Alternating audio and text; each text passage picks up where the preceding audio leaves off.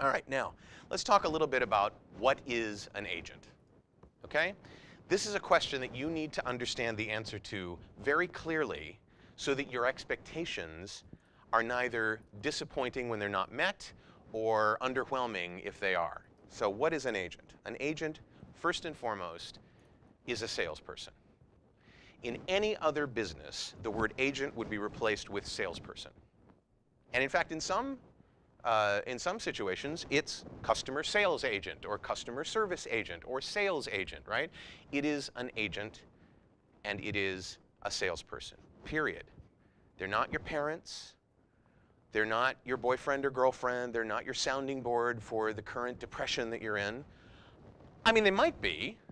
Just like anybody else you might work with would end up in that position. But they are not there to be the caretakers of both your personal life and your professional life. They're certainly not there to be the caretakers of your professional life. They are there to find you opportunities for work. That is their job. So when you think about an agent, think about them in terms of hiring a salesperson. And if you do that, it's going to change the dynamic of what a lot of people go into this search with, which is sort of their hat in hand, hoping and praying that someone will take the time to meet with them, and then maybe, just possibly, you'll think about representing me. Oh, you'll do that? Oh, that's great. You know, that sort of tentative supplicant work that we don't need. We need understanding that this is a relationship between an owner of a business and a sales agent for that business, right? Does that make sense to everybody?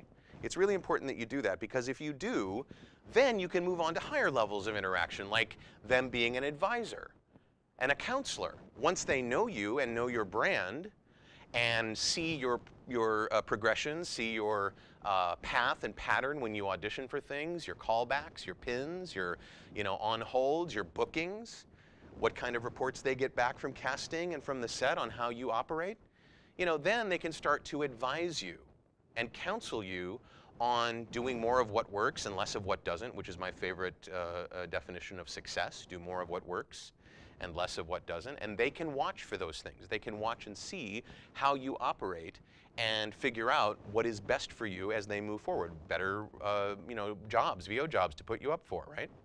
So they're an advisor and a counselor. Now, how do they work? They work on commission, period. And this is a mechanism that you really have to understand, because it's going to change a lot about the kind of language that you use about agents. We're going to find some phrases here coming up that I'd like you to avoid. And part of it is understanding the idea that an agent works on commission. Now, who in here knows, as of this taping, what scale is for doing a national radio spot for the session? Does anybody know? National radio spot? No? $440. Now, if an agent works on a 10% commission basis, what does that mean they gross from your $440? Anybody? Math whizzes? Any mathletes in the room? $44. Now that $44 in and of itself, would you agree with me that that's paltry? Even just for that one job, it's kind of paltry. But remember, it's not just for that one job.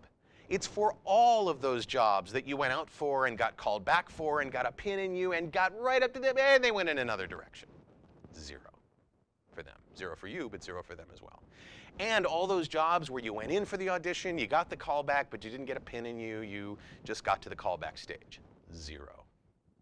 How about those jobs that you went in for and you didn't get called back? Wasn't quite right? 0. How about all the jobs that you turned down going in for the audition for? You know what, I just don't feel it today. I hate that. Seriously, when you pay somebody 10% of your income to get you an opportunity to go in and audition, and capriciously you decide, I'm an artist and I just don't feel it today. Maybe I'll go in for that job next week, but today, no, I'm not going to do it. 0. How about all the times that they put you up for something and you don't get called in? 0. So that $44 now sounds even more paltry if you are booking on average, and even more paltry if you're booking less than average, right? So just be aware this is how they work, and they are governed by state labor laws. They can't charge you more than 10%. They'll never charge you less. But the whole key is they are governed by state labor laws, and they have certain responsibilities and certain privileges that only agents can have.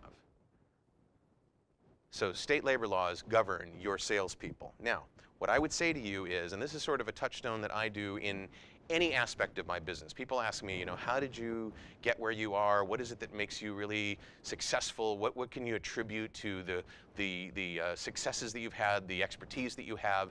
And I would say it's this: running my business the way I would run my business if it was a plumbing supply firm.